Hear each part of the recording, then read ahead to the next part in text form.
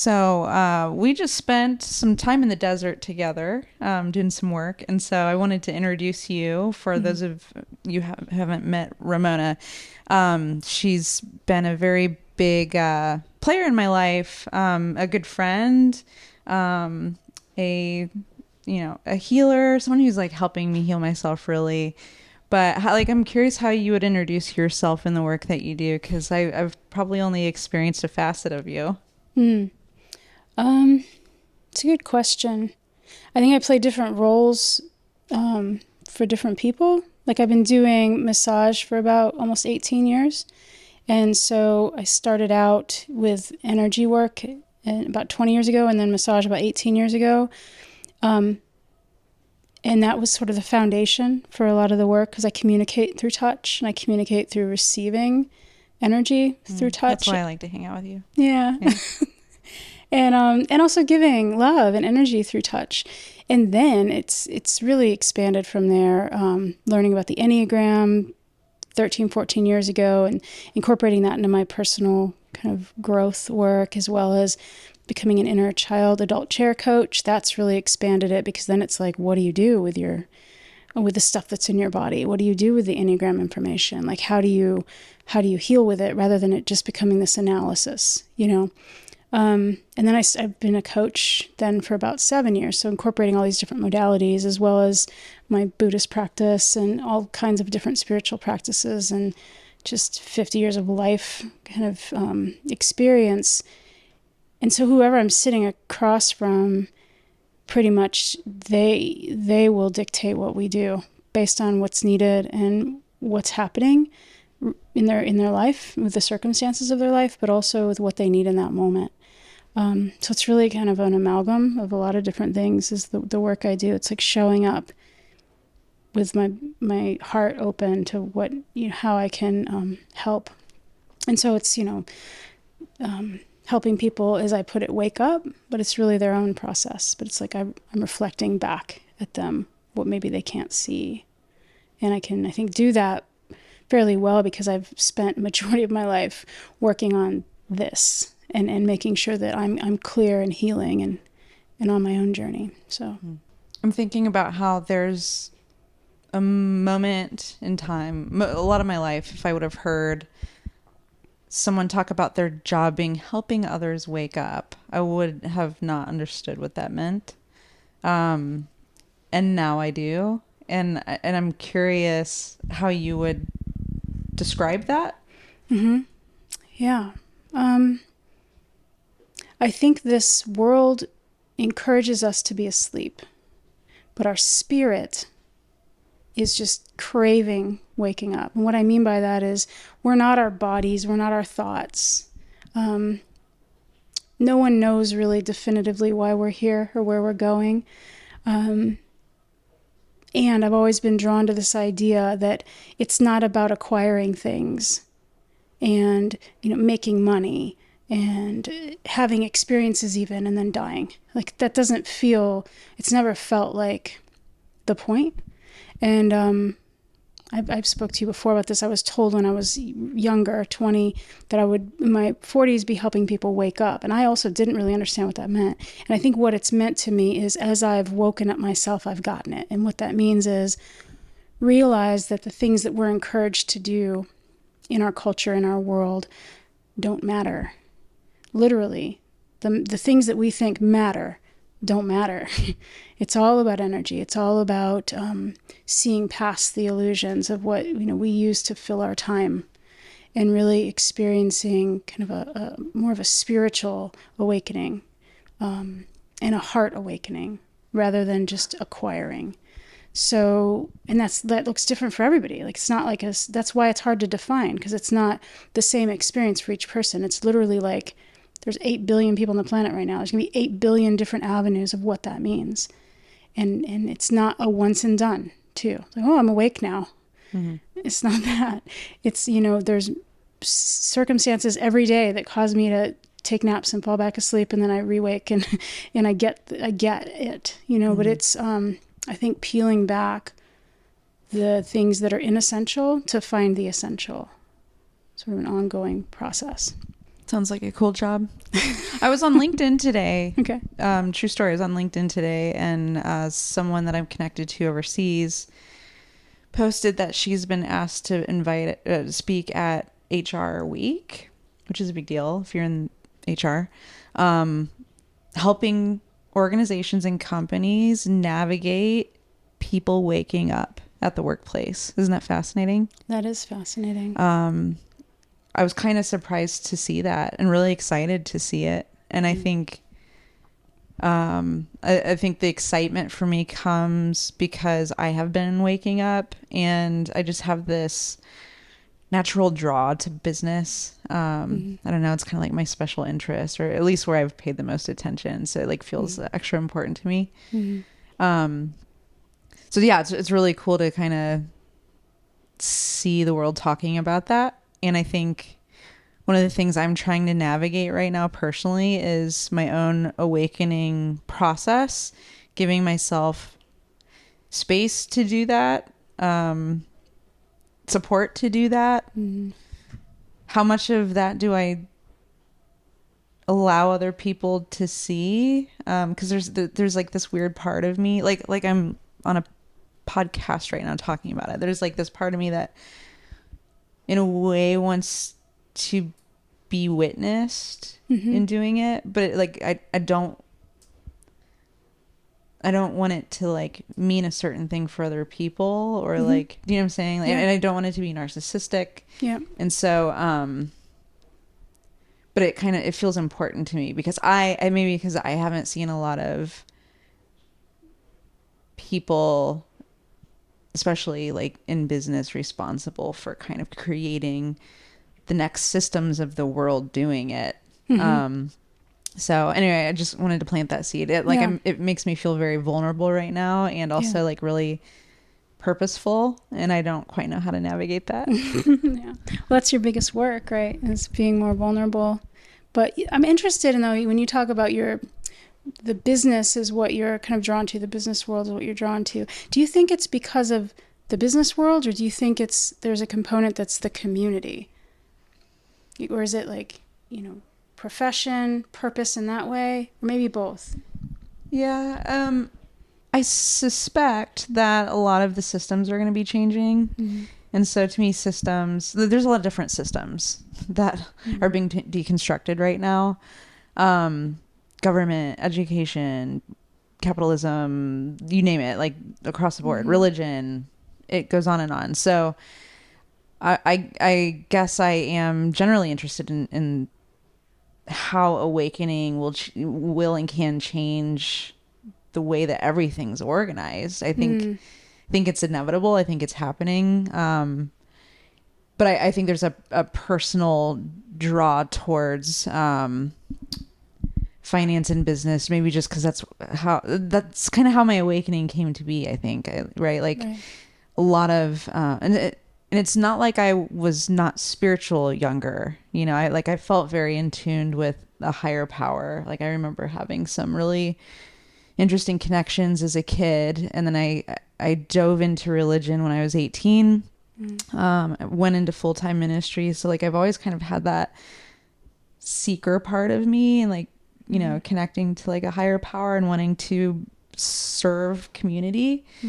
That's always been there, but I think it became especially real to me when I left the 9-to-5 and went out on my own, because I found myself in survival mode where I'm like, okay, what does it look like for me to be like authentic Nicole doing whatever she wants? Can I make a living doing that? Will I be okay? And just that was kind of like the impetus for my awakening. So that's kind of maybe why I tend to focus there. Yeah. It was like the first step you took toward authenticity and expression. Yeah. But through fear too. Yeah. Because it was scary to do that. And so that's vulnerability, right? It's like action. It's courage and action. And you have your skin in the game, right? So yeah, and it's kind of like Maslow's hierarchy of needs, can I survive? Yeah. Will I be okay? And then you go up it, and eventually, right? Yeah. Then you hit belonging, you hit access to Yeah. like expanded consciousness and connection to a higher power. So I don't know, but that's more of a linear journey, and awakening's definitely not always linear. No, people seem to think, though, still, some people seem to think that it might be. It's like, do this, do that. Like there's stages or steps to it. And there's definitely stages to it. But that doesn't mean that you're ever done, Yeah. right? Hi. If you're focused on the business sort of aspect, or what brought you into this journey of awakening was through work or through your career, I guess the difference maybe, and you said something about purpose. For me, the agenda, if there is to be one, of even having this conversation, I've never thought about that, like the impact that awakening will have in systems in the world. Like that's not even a part of my awareness, which is funny. Mine is always interpersonal. Of each person's experience here in their skin suit. Yeah. It's like the spiritual and emotional experience inside. So I don't even sometimes think about systems and business and government. So it's interesting that it's kind of a whole circular approach to waking up. I love that, though, that thought of it, because this is the world we live in. So of course waking up is going to affect these systems, hopefully. Yeah, and I think like I see people waking up in different categories. Like someone may wake up first to the idea that like our food is toxic and the way that like we're treating animals or whatever, right? So that's like that for them might be like the moment where they start waking up, and then it expands beyond that, or or like religious waking up, like so. But I will say, even though that's kind of where I began and where that was for a long time my special interest, the more that I wake up, the more I am going inside to just me and my heart, and caring less and less about that. Yeah. It's like that was your pathway in, but not your point. Yes. Yeah. So what, if you don't mind me asking, I guess if you did, we wouldn't be here. What was the impetus of what kind of brought you to this more recent level of your journey? Like what was not working? What wasn't working for you? Because that's always what it is. Something's not working. Yeah. I think for me, I felt like I never belonged in any system. So like I was in religion, but I didn't belong there because I was gay and a woman. I was working for other people, and I didn't belong there because I was, I don't know, neurodivergent. Maybe didn't fit. So I think for me, it started with like, gosh, like I don't feel like I can show up authentically anywhere. And so I just had to kind of eject from all of those things, which is a very painful process, and try to be like, can I survive in the world on my own, which includes making money and and like finding a new group of people who would embrace me for who I am, and learning how to do that for myself, because in a lot of these ways with neurodivergence or being gay or whatever, like there's a lot of masking that went on, and I didn't really know how to be authentic. I wasn't really sure what that even looked like for me. So it kind of began there. And then to survive on my own, I had to like work my ass off. And I did. And I'm really proud of myself. I survived. I built something that has put millions of dollars back in, not just to the world, but into like the people's pockets that I love. And so I'm like, I'm really proud of that journey for myself, but it made me sick. And because you've been my body worker, like there's just been so many issues that have occurred for me. But like something specific, the eve of my 40th birthday, I ended up in the ER, had to get a hysterectomy. And the surgeon said I had the worst case of endometriosis she had ever seen in her career. And I didn't even know I had endometriosis. I was that dissociated from my body. And a whole slew of other things. What they call it, the dark night of the soul. Like I had a tax audit. Like Ashley had an ectopic pregnancy. It was just like, at 40, it was just like lots of chips started falling, things started falling. It was a very hard year. learned I had Hashimoto's. And so I was like, okay, like I thought this was working for me. Like I thought I was doing a good job. But like that strategy can't continue because I'm not okay. Yeah. So it started with a healing journey. Yeah, that's how it starts for a lot of people, I think. We don't notice the psychological symptoms or the emotional symptoms because we have to turn off the heart in order to get the shit done. And we keep doing and going and moving forward because that's what we're encouraged to do in our culture is productivity. And we're not paying attention to the body. We're not paying attention to the spirit of the heart. We're just paying attention to the bottom line and trying to feed our fear response by doing. And from what you're describing, it's like, oh, there's symptoms now. And they show up later. They show up in the body later. You know, the emotional wounds manifest eventually in the body. And so that's why we end up getting a lot of people at our center is with some sort of dis-ease. And then you got to work backwards sometimes to try to work on the healing. And that's the waking up. It's not just symptom relief. It's source. It's like curiosity of the source. You know, that's, I think, true like health care. Because it's like, why am I sick? Why am I experiencing? And it's not just physical, like for you, like it's relational. Mental health. It's mental health. Yeah. It's all sorts of symptoms. It could be things like money issues because money is currency, is energy, is a belief. And so it could be things like that. And it shows up in the physical form and we think we've got to deal with the physical world, but it's like actually we have to deal with the wound. And sometimes, and all the time, when we deal with the wound, that's the beginning of the process of waking up. We don't ever bypass it to have a spiritual awakening without getting into the kind of messy, dirty, uncomfortable, painful parts of, you know, the actual source. Yeah. So. Yeah. And the mental health stuff started coming up for me too. I found myself a couple years ago in a depression that I couldn't shake.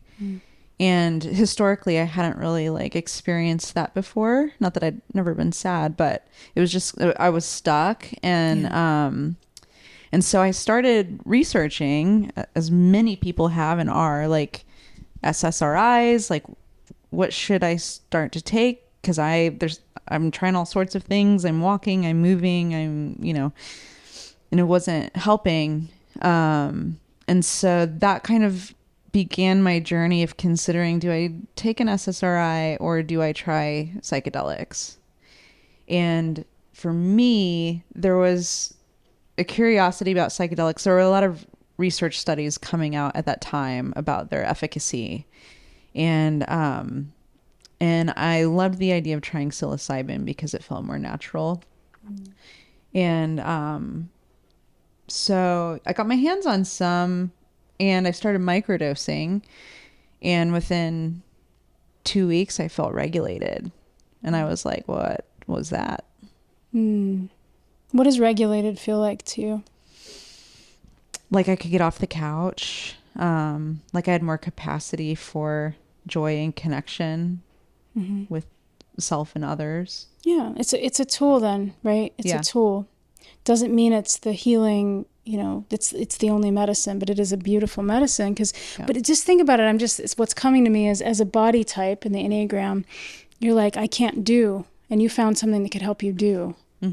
Right? Which is what you need to address the physical body before you can address what's going on underneath it. Yeah, because that came. That I'm interested in that too, because it's like, you know, some of these medicines that Western medicine gives us will make us move again, and they'll make us move through it again.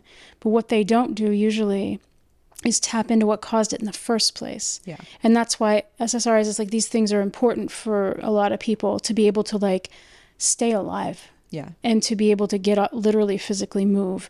And it can be that bypass because it's not necessarily, without other types of therapies and medicines, getting to the root cause. Yeah. You know?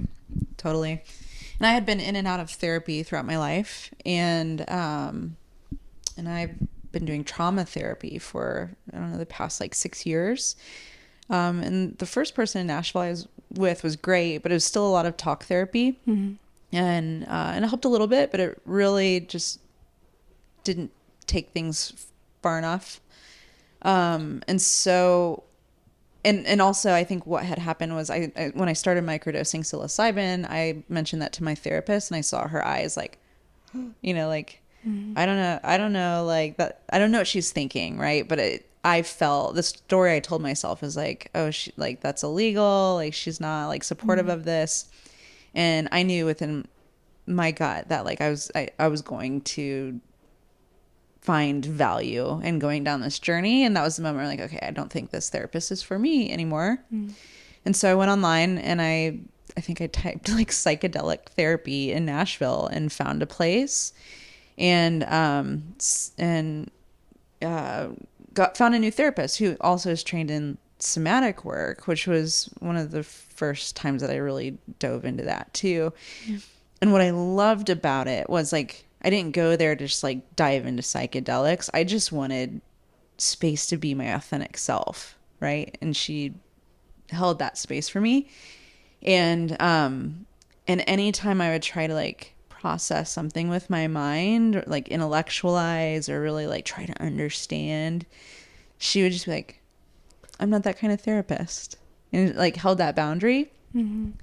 And at first I'd be like, like, but it was so valuable for me because the somatic work required me to get in touch with my body, the sensations occurring in my body, the emotions moving through me. And I became very aware. It was like a new awakening for me of like how much I had ignored and how uncomfortable I was with feeling anything. Yeah. You didn't even know you had endometriosis. Yeah. Isn't that crazy? It's not. It's like anything that's going to slow me down, I'm just going to shut off awareness to. And there's a it's like a personality thing too, right? Like, I don't have time for that. Yeah. The mind's powerful. Yeah. Yeah. So a lot of the work at first was I'm an Enneagram 8 too, right? So like I was judging it. I was like, oh, this feels so stupid. If I'm honest. And it was just, she was just trying to help me regulate my nervous system, which was so out of whack. Yeah. And around that time, I'm finding out that I'm neurodivergent, likely on the spectrum. I had a lot of tics. So just like constantly like tensing my muscles or whatever. And that was my life though. I was like, this is my body.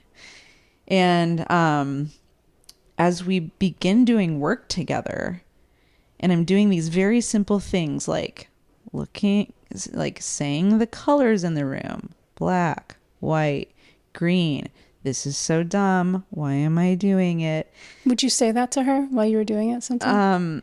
I did at first, and then I just kind of had to accept that it was the process. Yeah. But there was a part that was just really judgmental towards it. And it's like my mind still wanted to understand, why am I doing this? You have to tell me why we're doing this, right? Yeah. And she would. And it's, what she was doing is helping me create a sense of safety, but we just had to kind of start out here because this was too much, you know? So over time, like, I'm like, okay, like I am feeling a little more grounded, safe in the room. Okay. And then we start to go inside. And what am I sensing? Is there tension anywhere? Does anything feel stuck? Is there heat? Do I see any colors? That was easier for me to identify than emotions. And I think over time, then I was like, I think I had like 3 emotions when I started, like I feel mad, I feel anxious, and maybe happy, I was very limited in range. And, so then we began to work on that, like just identifying emotions. What do they feel like in the body? Do I have preferences for certain emotions? Can I allow them to be there? Can I just be the witness? I mean, this is your like job. I feel like I'm just, telling you things that you've been working on for 30 years, but it's like, can I just observe it, come and go? What happened? Curiosity. What happens if I just breathe into it? So I did that for months. And eventually We got to the point where she said, I think your nervous system is regulated enough that if you wanted to try ketamine, I think it could be very beneficial, but that's completely your choice. And I was noticing some differences within myself. I was developing a range. I was able to meditate and ground, and I was still like stimming and stuff, but I could tell that like I felt better in my body. And so I did a lot of research on ketamine, went to the Enneagram 5, and I just like dove into that world. I'm curious about something. Before you did the research, what was your response? If you can access it now, you might not have been able to access it then, but what was your intuitive or heart response to it when she offered it? To doing ketamine, I felt scared. I felt open, and I think because I had done a psychedelic before, but ketamine just sounded scarier for some reason. I don't know. Even though it's the only legal legal drug, it felt like synthetic. I didn't really know. Yeah, a little bit. Yeah, I think a little bit. And so I think that was kind of like why I wanted to research it and learn things like it's been used for years and surgeries and, all the stuff. And, at some point I was like, yeah, I think I've already experienced a lot of benefit with her. And we built a lot of trust with my therapist. And so, what's it hurt to try it once? And so, yeah, so I did. And after the first session, I realized like it felt like 10 years of therapy in a single session. How? Well, I guess my first experience, if I can recall it, it felt like ketamine to me felt like this river that was exploring my subconscious, and it had dissolved the ego enough that like there weren't the walls up that are typically there, right? So if there, as I'm kind of like exploring this river, if there's like a trauma that surfaced, I wouldn't feel constricted. I wouldn't want to hide from it. I wouldn't have a guard up. I'd just be able to kind of like meet it. And I'll give you an example. Like I have a lot of trauma around my mom, and I had this very psychedelic experience where like I saw my mom as a light orb, and it was just this knowing that's my mom. And I was able to connect. There's like this cord that connected from me to that light, and we were able to like it's like our essences, like our souls, without all the human shit that gets in the way, was able to experience each other. And I just was flooded with so much compassion for my mom. And, and I was able to, in that moment, grieve like, oh yeah, my mom has trauma. My mom's autistic. Like there are these human conditions, that she has that gets in the way of connection in the way that I long for it. And I have that too. But in that moment, it didn't exist. And so it was so embodied. And I think that's the biggest thing. It was like, it was so real and it was so embodied that when I came out of ketamine, it was like I had that experience with my mom and like had been able to like grieve that it won't happen in this lifetime in the way that like I had been trying to get my inner child's like upset about. Yeah. And so like compassion and forgiveness and connection, and and it's not like I'm perfectly healed and my mom, but Right. like there's so much more capacity now. It's lasting. It lasted. Yes. Yeah. But Because yeah. because it was like real to me. It was embodied. And that was one moment of an entire 45-minute journey where it's thing after thing after thing just giving me an insight or a chance to heal. And so, and I had talked about my relationship with my mom in therapy extensively, and it only got me so far. Yeah, it's only one part of you is the mind, the analysis. It's Exactly. just the one part. Yeah. Yeah. So, I came out of my first ketamine experience having moments like that where I was like, holy cow.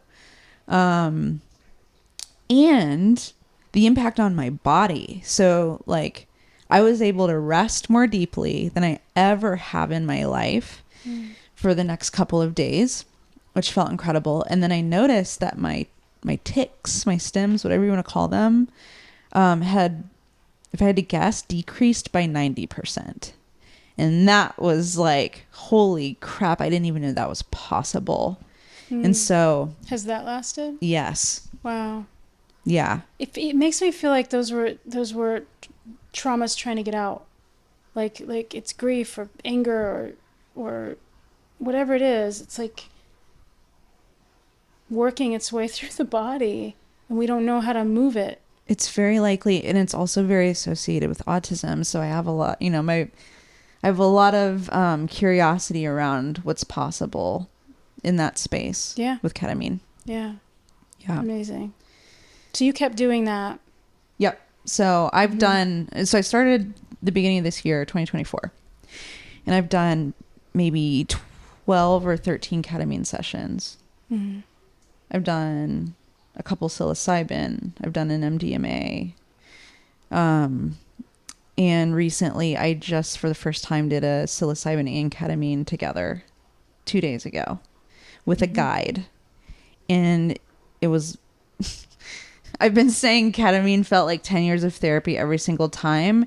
And I came out of this most recent experience feeling like it was a lifetime of therapy. And I'd love to tell you about it. That's what yeah. And it's hard to talk about, not so much because it's vulnerable, but because it's ineffable. Yeah. Yeah. So, grace with that. I'll do my best. How did you prep for it? So I had a couple sessions with my guide to make sure, this is what I wanted to do still. The consent was there, that we were aligned on the same page with how much I would be taking and what my intention going in was and all that stuff. So I had some preparation and then integration after the fact. So support before, during, and after. And, and I guess I've been talking about ketamine, but like I had continued doing psilocybin, but it got really hard for me. James knows, he's behind the camera. It got really hard for me because it was such a sensory experience, right? Like it's been hard for me to be in my body, and I've been doing a lot of work to feel okay in my body. And there's something about mushrooms that it feels like every cell in my body just open is like taking in information, and it moves a lot of energy, and it would just become sensory overload for me, just too much that I had to, if I was going to take it, I just had to keep microdosing. And but I wanted to explore that plant medicine because, there's something really powerful there on a spiritual level too, right? Not just like a somatic level, but a spiritual level that I was feeling like I couldn't access because I couldn't get over the fact that I was like feeling so much in my body. So that is why in this last journey, I started with psilocybin and then pulled in ketamine to support. And it was absolutely incredible. I would say the first hour and a half, I laid on the couch with an eye mask, with the psilocybin starting to get agitated again, and with my guide just helping reframe. Like, I think at one point I remember her saying, helping to reframe something I said about it felt like it was intruding my body. Like I could just feel it, like it's a little Yeah. mycelium going through me, and it felt like worms, and I like hated it, right? So I'm like judging it. Yeah. I'm like, I don't want it there, right? And so she would help me reframe, like, I hadn't invited it. What's it like to welcome everything? You know, like hospitality, come into my home. You're welcome here. All Yeah. parts of you. Hard to do, but like it was just, having that guide was really helpful. And but eventually when we pulled in the ketamine, that's like more of a dissociative, right? So it helped me feel really good in my body. And it kind of took me out of my body. And the two working together just took me to this like higher dimensional conscious place. And I've in my awakening journey, like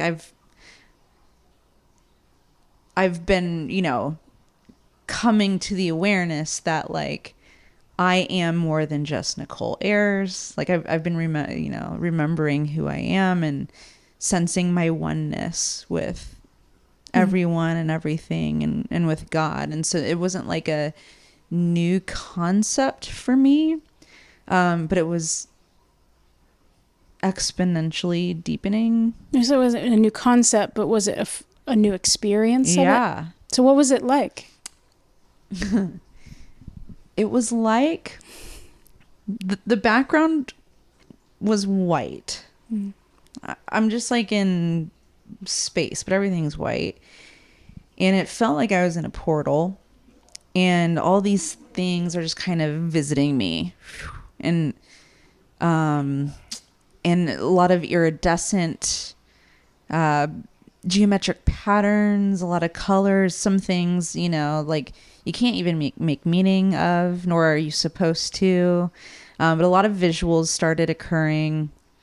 And then I saw, I guess maybe what a lot of people call the grid.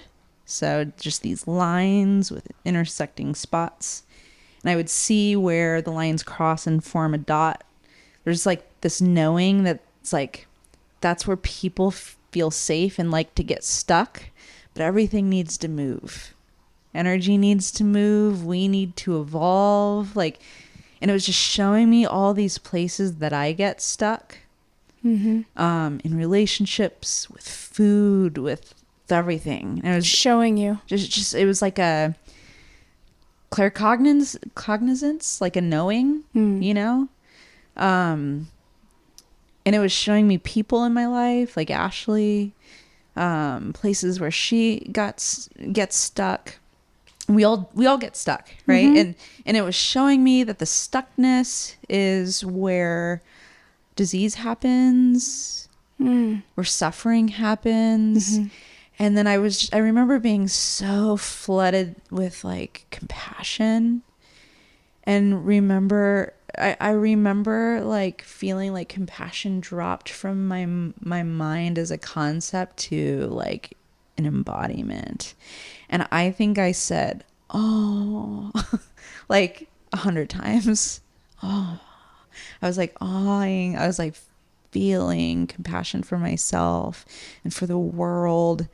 And you know me, I'm not like, oh, like I'm not like that kind of person. Yeah. But I am. You are. You know? That you get stuck in this idea that you're not. You get yes. Yeah. So I leave that experience being like, who am I? You know? And you know, and kind of like this awareness that the fabric of everything is love. Just feeling so much love and capacity for love. But I think one of the most significant things that happened to me as I was going through this journey of stuckness was like my body needed to move. So that's where like psychedelics and somatics make sense to me. I'm like, I see why people pair them together. Mm-hmm. And what I experienced was just like, you know, it started off with like just moving, just kind of like shaking.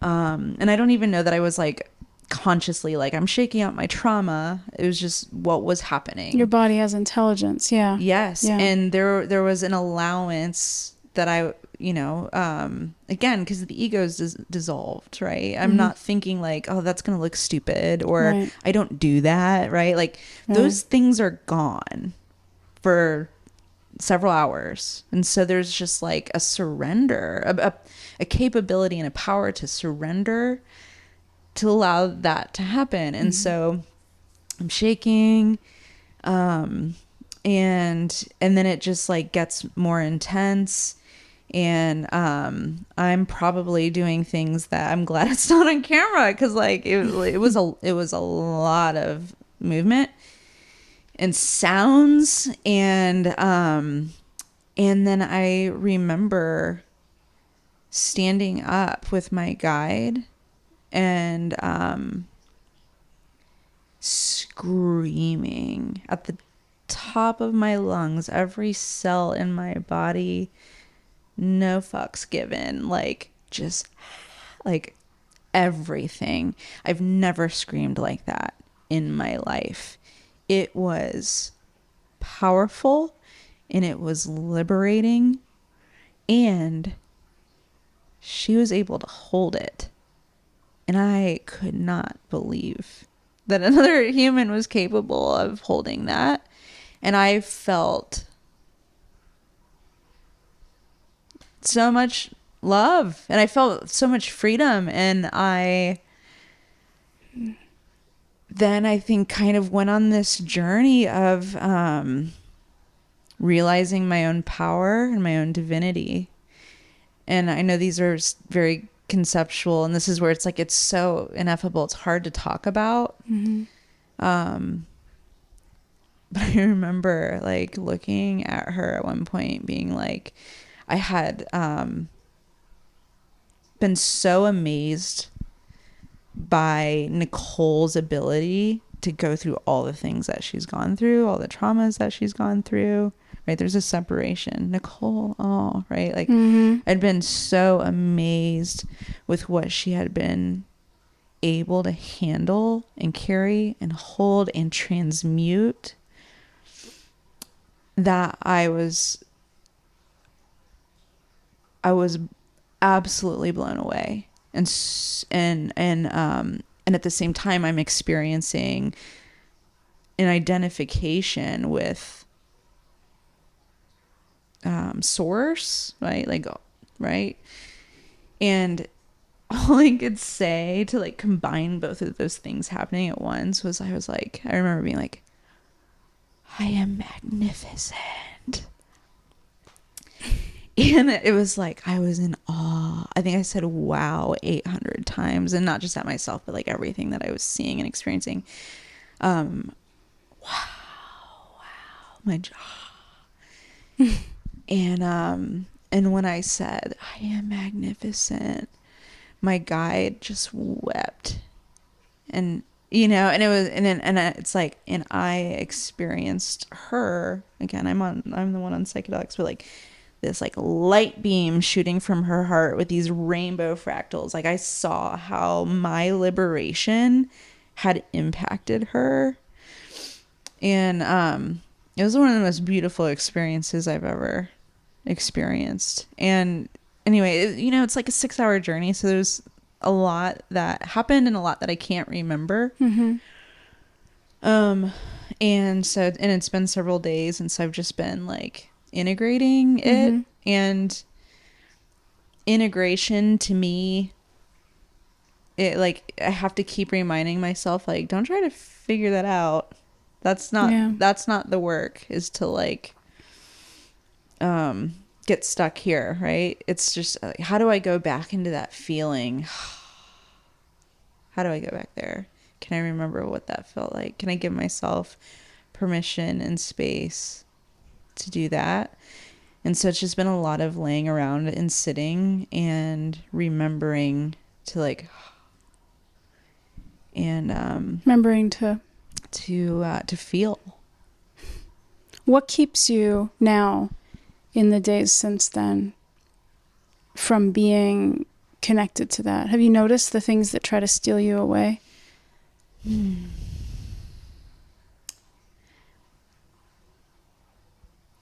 I think there's less of it occurring in me. I think because of all the practice this year, I am more of the observer.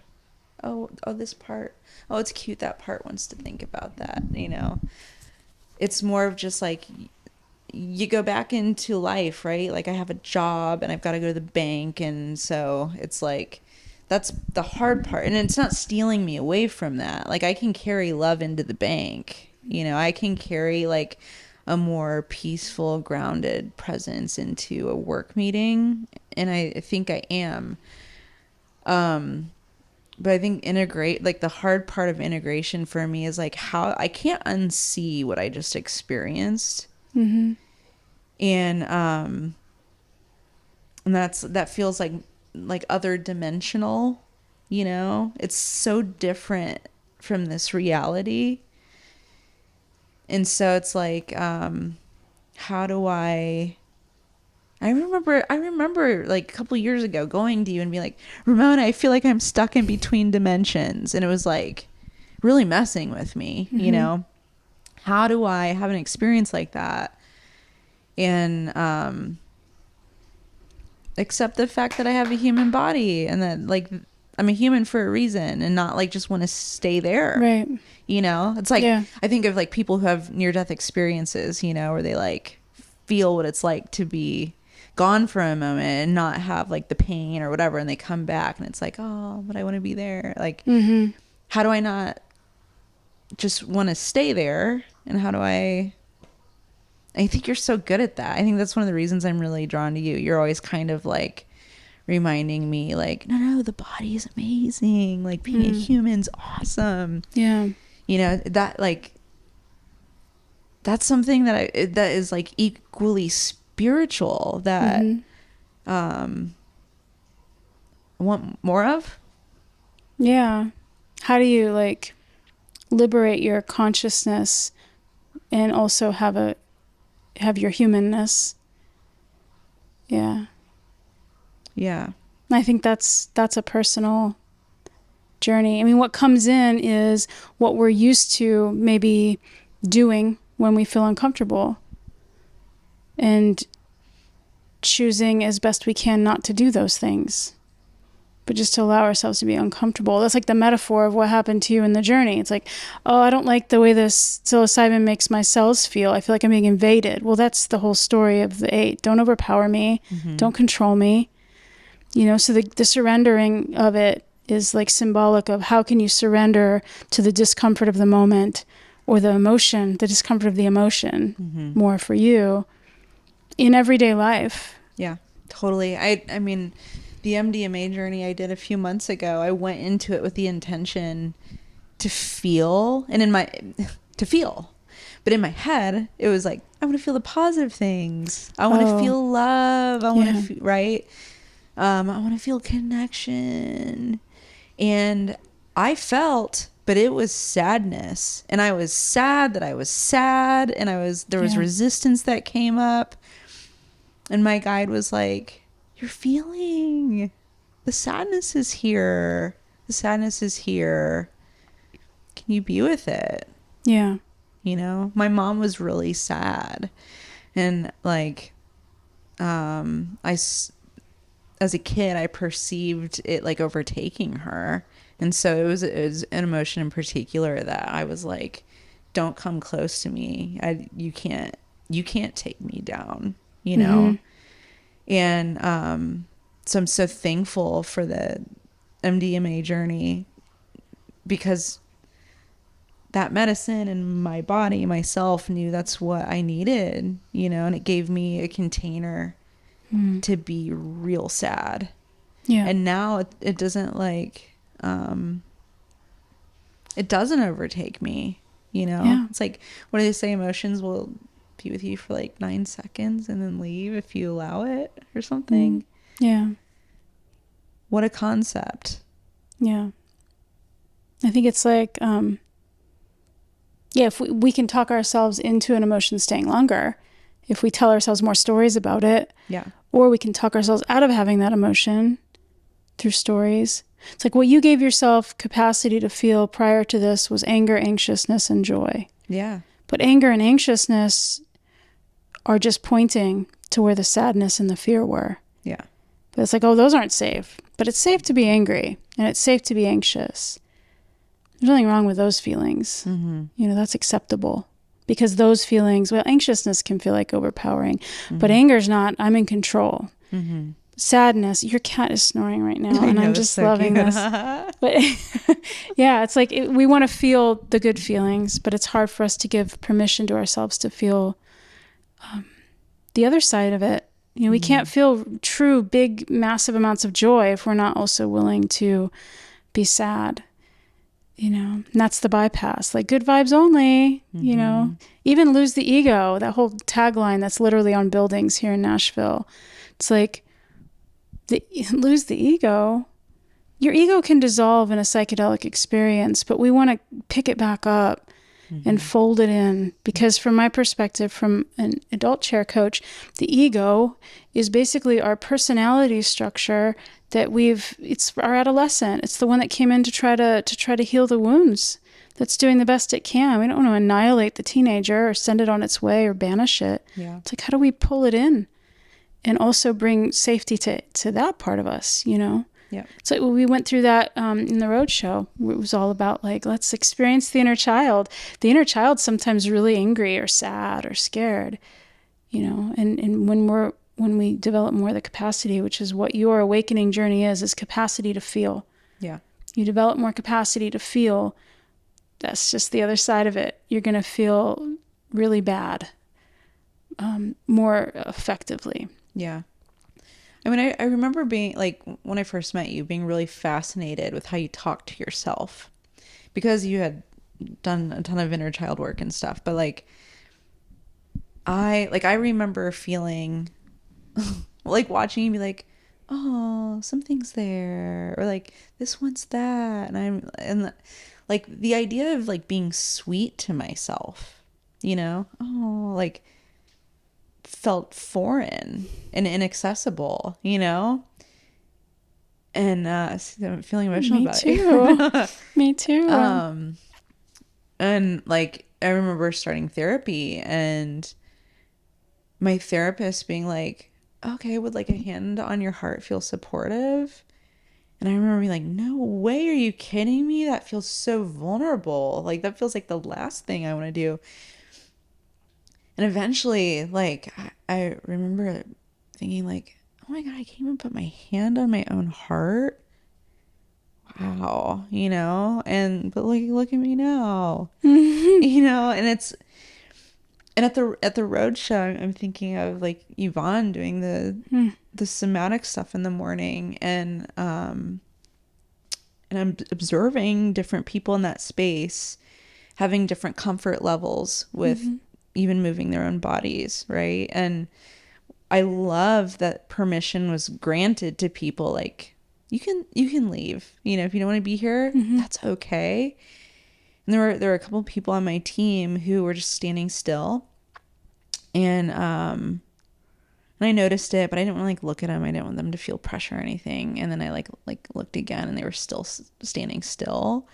And I made eye contact with them, and at least the meaning that they had made was like that was me giving them permission to go, and they did. And I talked to one of them afterwards, and she was like, that was so uncomfortable for me. Like I like, you know, thank you for letting me go. And I was like, I completely get it. I would have been the same way like a year ago. I would have felt so weird just moving my body, you know, unless there's like I'm dancing at what, like I would have been in the same position. I totally get it. And I told her, I said like, it used to be really hard for me to even like put my hand on my heart. And she's like, I know, that's where I'm at. And I was like, amazing. Like amazing that like I'm in this place where I can do that now. and amazing that I'm having this conversation with someone on my team. There's like no judgment and there's like only compassion. And maybe I was able to model like something that like she can find in her own time, you know? And she got to see where she's at. Yeah. She got to notice the discomfort of not feeling able to move her body or touch her heart. And that's so big. It's like the first step of waking up is knowing that you're asleep. Yeah. Like you can't, what are you going to wake up to? If you're like, nothing's wrong here, I'm good. Don't need to wake up. I'm fully awake. If you can notice where you're asleep in your life to your true self, to your authentic self, that's like prime, like you have to get there. You have to notice that before you can do any of the work, you know? So that's a perfect position to be in, is to notice like, oh, that's uncomfortable. And there's no fixing that. There's nothing that needs to be done from that. However, there is an opportunity from that, or an invitation to yourself. It's like what's happening in that moment is there's this little inner child. There's no children out there that don't want to experience love and connection and joy and healing and compassion and acceptance and play. And there just aren't. Those things get kind of taught out of us. You know, children want to be expressed. They want to express. They want to connect. That's what children want. So when you weren't able to touch your heart, that was the way that you had learned to protect little you. You're like, I'm not going to touch her. I'm going to put her over here so that she can stay safe, which means that you loved her that much that you wouldn't even express love to her. Your adolescent's way of protecting her was to not feel anything. Yeah. Like, how loving was that? It was the best you knew how to do, was to just stay out of your heart entirely. Yeah. And do all the thinking and the acting that you wanted in the world. You got a lot of shit done through thinking and acting, right? And this is like, no. But it wasn't that you didn't love her passionately, little you. It was that that's how you loved her. And that's like beautiful. And then once we really get that she didn't feel loved, she felt put at arm's length or not noticed or not loved, not appreciated, not held, then that's when the active steps toward waking up, which is like bringing the child to you. When I touch my heart, when I put my hand on my heart, that's me connecting to her. Like I always have an image of little me in those moments. And it's like a shortcut to the vulnerability. When I feel triggered by something, it's like I've trained myself. There's some anger there. Must be feeling scared or something. I'm right here. I got you. You know, we don't even know that that's a thing. We're just like, I can't move my body. I don't want to have eye contact with people. I'm not comfortable crying. I don't want to talk about my feelings. What that's doing is you're loving yourself so hard in that moment. You just don't call it that. It's like you're protecting. So the way of protecting that's actually nurturing and loving is to bring yourself to that point of vulnerability where you can really feel everything. And the first things you feel aren't going to be joy and connection and like a loving embrace with inner child. It's probably going to be like, where the hell have you been? I've needed you this whole time. That was my experience with my inner child. She was like, I don't want a hug. You've been putting me down and criticizing me and pushing me away for 40 years.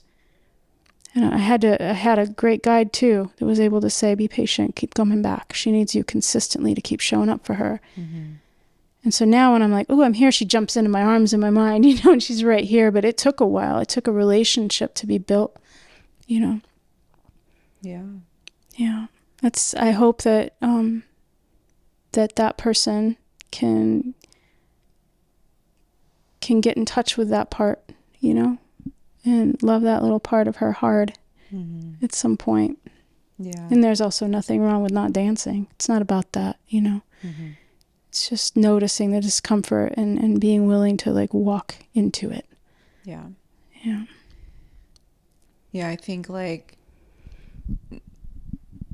at first, like inner child, like that sweet, vulnerable stuff, being an 8 was just like, I don't know, like it felt like like language that I wanted to reject. it felt easier for me to frame the concept with like showing up for myself or like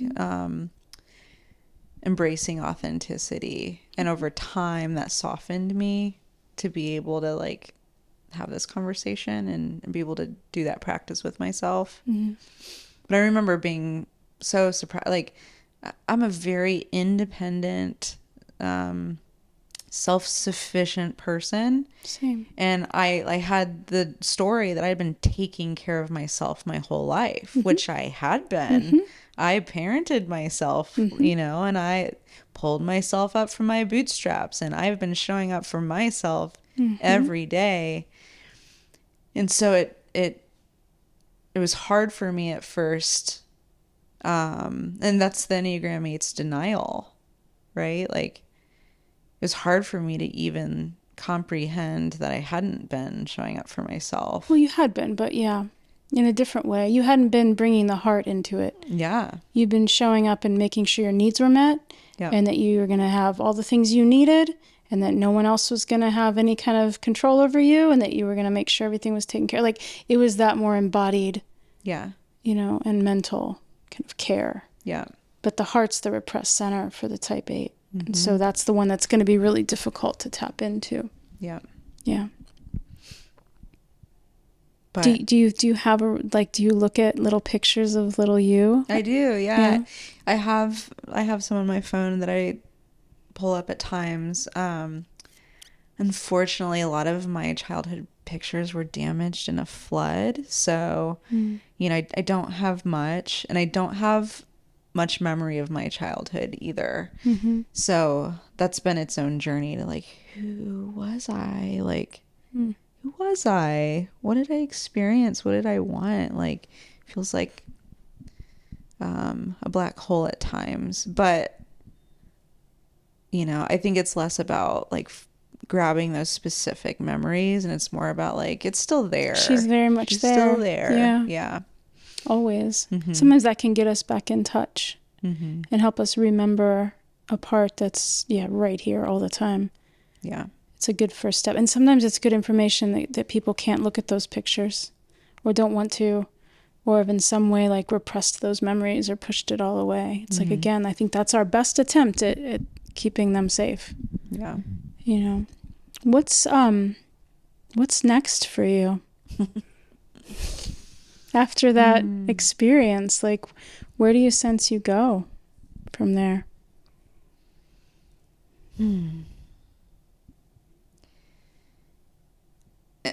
I actually don't know how to answer that question. I have a little bit more clarity of where I'm not going.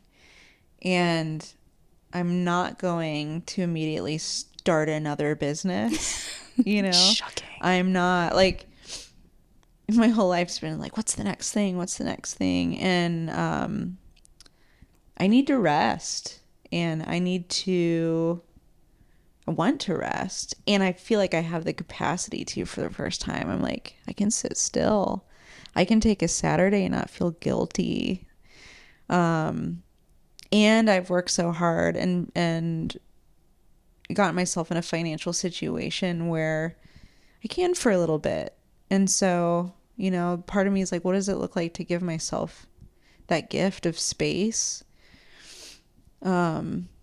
Continue doing what I've been doing, somatic therapy, psychedelic therapy, you know, moving more, going on more walks, just like a more Ashley style of living. It's my wife. So I want to give myself that and see what unfolds without like efforting something to happen, which is what I've always done. And I feel like really cool, amazing things will happen. But when we've talked about this, like I've spent like the first 40 years of my life affecting the outside world, right? Impacting. And now I'm like, what does it look like to go in here? Like, how can I explore this? How can I make or experience just as much of an impact in this inner world as the outer world? Like, what would that Like that feels very curious and exciting to me. So yeah, and I think it'll flow, right? Like I think obviously if you're filled with love or you're filled with more peace or whatever, like that changes the outside world. Yeah. Anyway, that was a long answer. I'm kind of like for the first time in my life not in a rush to know. As if we ever really do, like to control everything and make something happen. No, I get it. I got really good at that. Yeah. With the purpose part of you, which is the human part, the one that, you know, we don't want to dissolve our humanness, right? We want to integrate it with this experience. You are a motivated doer. You are. And I'm just curious to see, you know, Enneagram type 1, like how to create opportunities to not just you wake up, but how you can bring that opportunity to your network and to people that you know, just through modeling it even. Yeah. And through having conversations like this, talking about what's possible inwardly. You know, we were talking about the multidimensionality of our being when we were in Marfa last week, but it's like the multidimensionality inward is crucial.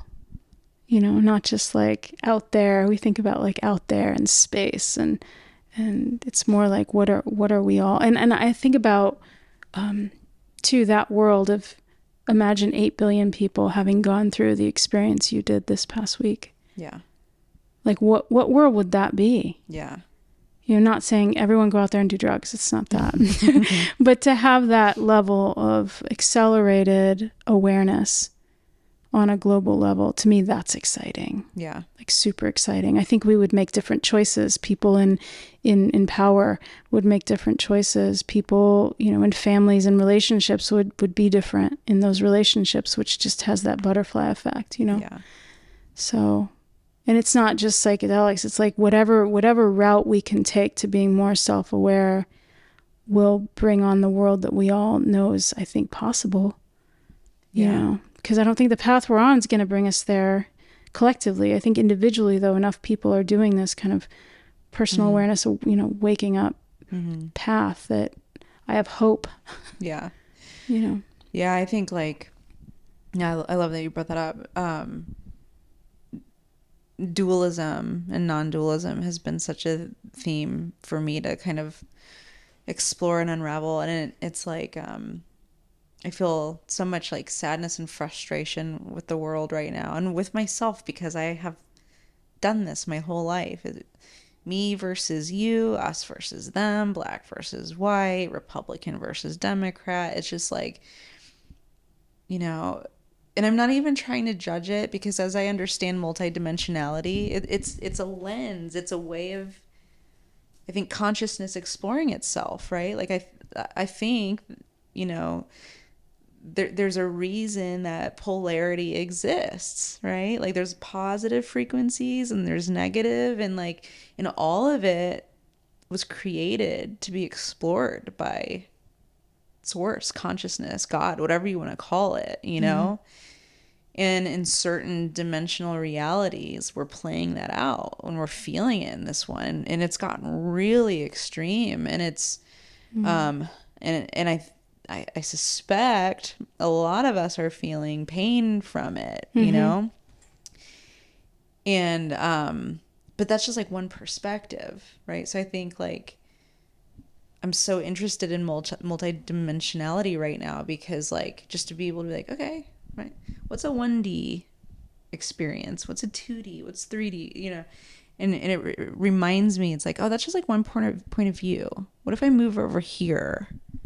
How can I perceive this now? You know, what does it look like if we're all actually part of the same thing? What it's not me or the earth. Like, I am the earth, Literally, you know, or like, yeah. it's not me swimming in an ocean, like looking through my goggles being like, oh, there's the ocean because there's fish. It's like, what's the ocean?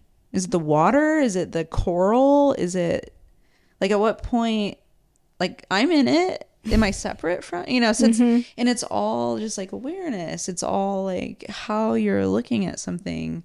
And so I'm doing a lot of personal exploration of like perspective and you know how can I just like turn this thing and experience it differently.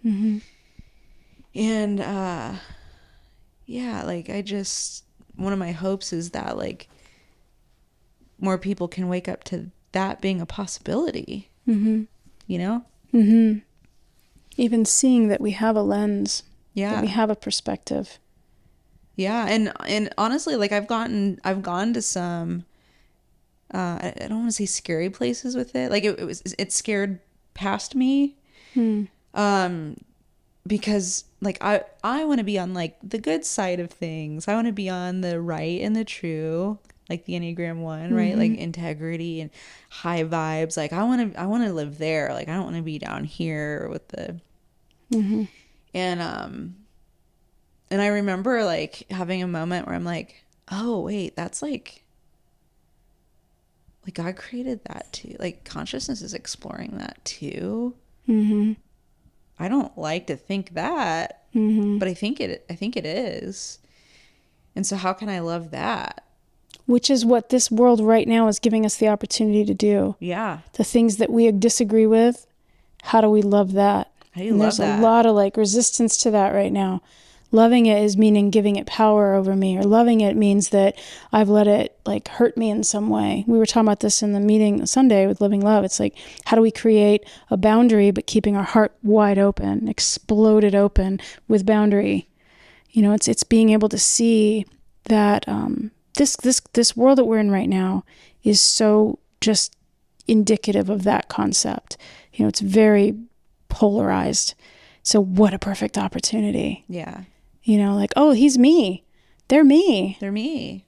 They're me. A different experience, a different perspective. Does that mean that, what if I'm the bad guy? It's like just being open to like, I'm their evil. Oh, whoa, weird.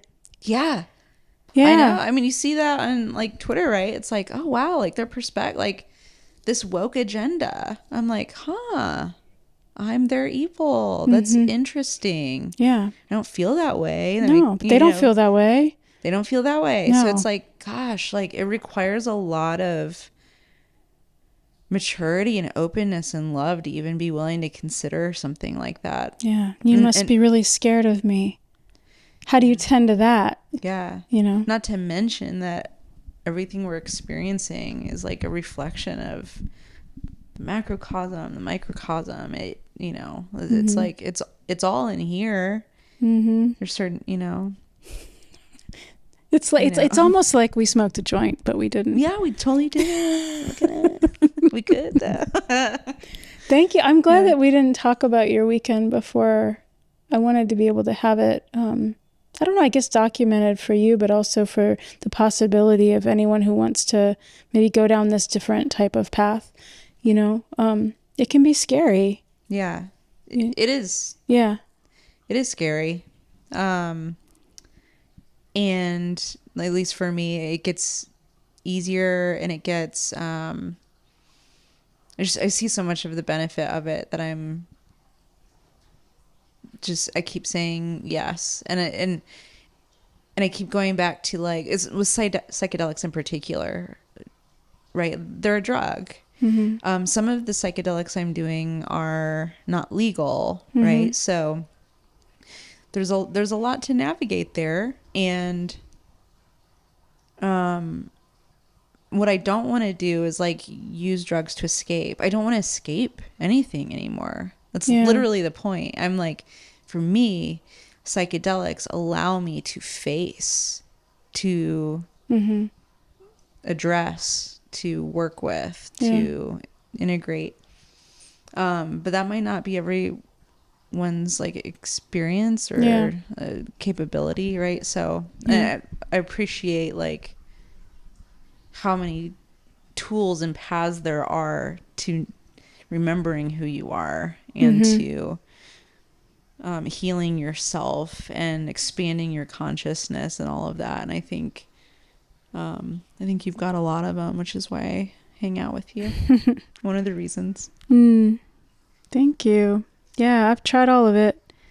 I've tried all of it. I think it was coming from a place of wanting to fix myself, with the understanding that I'm broken, right? I don't have that understanding anymore, but that's what started the journey. Bring it all to me. I want to learn everything I can to fix this. The reformer. But now it's like, oh, I accidentally gathered a whole bunch of tools for when I'm not broken anymore, and I'm not broken. I've never been broken, and I just have tools. And that's like how to enhance my experience of being in love with myself, using these tools for when I fall asleep, because we all fall asleep. It helps me wake back up. And I love having a community that will help remind me. And that's what I think we do for each other, is we remind each other, we reflect back to each other our humanness and also our divinity, So. All of it. Yeah. Thank you. Thank you for talking with me. You're welcome. I look for asking. forward to hearing more. I have a question. What's your definition, maybe you don't know yet, but of enough when it comes to the journey of interventions like ketamine, psilocybin? Do you ever feel like you'll get to a point where you're like, okay, I'm good? I don't know how to predict that. I have an openness to saying yes, there's an enough. Like it's, I don't want to say that, like, I don't even know that I want to be in a position where like I need that for the rest of my life, right? So, and I'm already sensing like the times in between when I do ketamine are getting longer and longer because the effects are lasting longer. I like to smoke joints, they've been really helpful for me in my like neurodivergence and stuff, but like I won't smoke a joint for days or weeks after ketamine, so it's, for me, it's more about like, what am I experiencing in my body? Yeah. And what am I needing? And their ability for me to expand my consciousness and heal myself is kind of like unmatched by far. Yeah. And so there is this like desire to be like, what's still there? Like, what's still in my subconscious? Yeah. Like how much more connection can I feel with God? And so like that feels like, if I'm honest, like I could see that being like insatiable, but I feel very grounded and integrous with how I'm approaching. I trust myself. I guess that's like my answer. I trust myself with it. Yeah. I'm curious about it. I've heard this from people before, and I've wondered about it when people take a whole bunch of ayahuasca over the course of a year, or take a whole bunch of ketamine, or I'm interested because I've not done all of those things. Yeah. Of what it brings you cumulatively. Yeah. Versus what it brings you in a one time. I'm just interested personally, like, is it something that is a cumulative experience, or is it something that's a reminder? Like, is it a reminder of the first experience, or is it something that you go deeper and deeper? Question. Yeah, I mean, with ketamine, like the research recommends like 6 sessions, kind of like back to back, so like a couple a week or something like that. So it's a lot, very consolidated, and then boosters if you need it, as you need it. Okay. So I think they each kind of have their own protocol and like, recommendations from studies and stuff like that. I think the way that I'm working with it right now and interested in exploring psychedelics is like, first I kind of like need to meet each one. I want to meet each one because they're so different. It's like, what kind of medicine do you have for me? Like MDMA is very like heart opening. Psilocybin gets me in my body. Like I need both of those things, and they really help with that, right? And so, like, and I haven't done ayahuasca, and I haven't done DMT, and there's a lot that I haven't done yet, and I'm not like in a rush to just like go do all of those, because my number one priority is like feeling good in here. And so, anything that feels like too much, I mean, you could argue 15, psychedelic journeys in a year is a lot, but like I've been really mindful of my own process. And so I suspect I am on a journey where I will try each one so I can meet the medicine and understand its impact on me, so that I can decide when and how, if at all, I want to continue working with it. And to have some sort of like ability to answer questions that may come up with people who are looking to explore. I don't know. I mean, I signed up for like this is not psychedelic, but I signed up for Peter Levine's like somatic experiencing course, you know, because I'm very curious. So it's, you know, what's next for me? I don't know. Am I going to be a psychonaut, a trip sitter? I don't know. I don't know. But all I can say is like, I am a different person, and I'm experiencing things in myself and in my life that I didn't think were possible. Yeah. And if I died today, I'd be so happy with this life and this journey I've been on. That's a really cool place to be. Yeah. Yeah. And then one last question for me.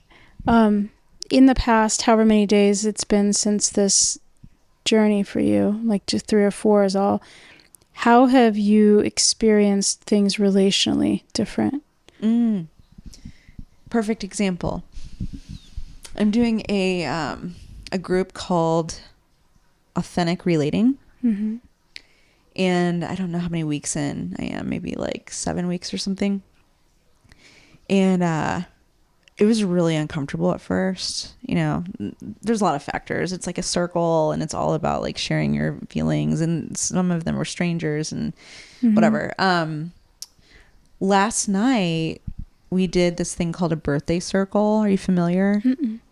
It's like 40 minutes of dedicated attention from the group on one individual. And the practice, and it's not like actually like the person's birthday. It's more of just like, we're here for you, right?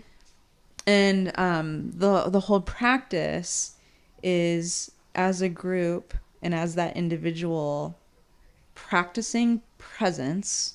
So what's coming up for me right now? Maybe I'm feeling some heat in my face, or an emotion like excitement or whatever. So it's very much like a somatic practice of what's coming up for you right now. How do you reveal your experience? And how do you, as a group, kind of reflect back how you're experiencing that person? So that could be like checking a story or sharing what their energy, you know, is doing in their body. So it's like, it's kind of this like weird group that I ended up being in. But it's so cool. And anyway, last night I was the person like experiencing the birthday circle, and I've watched for the past several weeks other people in that experience, and like this whole time I've been like, oh god, this is gonna make me so nervous. I'm like dreading my birthday circle. But after that experience, I was just like, I think I can show up for this. I think I can allow myself to be impacted and not always being the one impacting. Good timing. And I did. And it was like 40 minutes of like, I don't know, like I never felt so grounded in a group environment in my entire life. I was making eye contact. I was feeling connection. I was sharing everything. I wasn't like, I don't know. I felt like a different version of myself. But also, I think the other interesting thing that happened was, the past several months I've been on this like journey of like, what is my essence? What's my essence, right? Like, I know my personality, but like, what's my core like? What do I don't know. Like, what is that?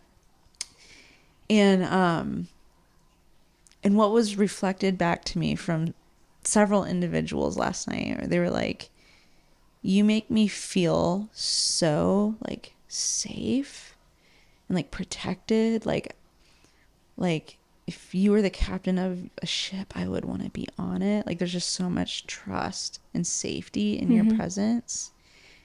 And there's something about you that makes me feel really like challenged too, and like I can be brave. And like they were describing in various like ways, describing this sense of I push them and I comfort them. And I'm like, that's what I feel like when I'm my best self, you know? I'm like, oh, like my essence is felt. That's sweet. Like I've always known it. I don't have to go searching for it, you know? It's, Yeah. you know, it's not different than the 8. It's just like maybe the healthy Yeah. nature of it. Yeah. You know? Yeah. The protector. Yeah. The heart opened. The heart opened. Powerful protector. Mm-hmm. Yeah. Yeah. That's it. That's you. Anyway, yeah. Thank you. I was in your group in the morning. Did I feel different there? You felt wrecked in the best way. Like you came there. I was also surprised you were there and really grateful you were there, that I get to see you in that space and that there was the trust for you to be in that space, which is we have this living love group every month and talking about how to be in our hearts. And yeah, you felt like you were in your heart, and you also felt like you've been, at sea or something for a long time. That's a good way of putting it. It was like getting back into your bones or something. Like you'd been somewhere and now you had to be like inside the skin suit. Yeah. And that was like, it felt from the outside feeling in like, this is a challenge a little, but a beautiful one, when I've had like an awakening experience that's not that one, but on par maybe, it's been really weird to be in the body after, because it's like, oh yeah, that's right. Like, what is the Jack Kornfield book? After the Ecstasy, the Laundry. It's like, right, I've got stuff to do. Also, even though I'm God, the universe, and global consciousness, I also have to like pay my bills. That's what you felt like that morning. Yeah. So, well, thank you for talking with me about it. Yeah. Sharing it. And it's good to kind of get a glimpse into the inside of that experience for you, what is likely only just one step on a journey. Yeah, thanks. I'm excited to see more of what Nicole in the Heart is like. I really feel like I've only scratched the surface. Yeah. Love you. I love you too.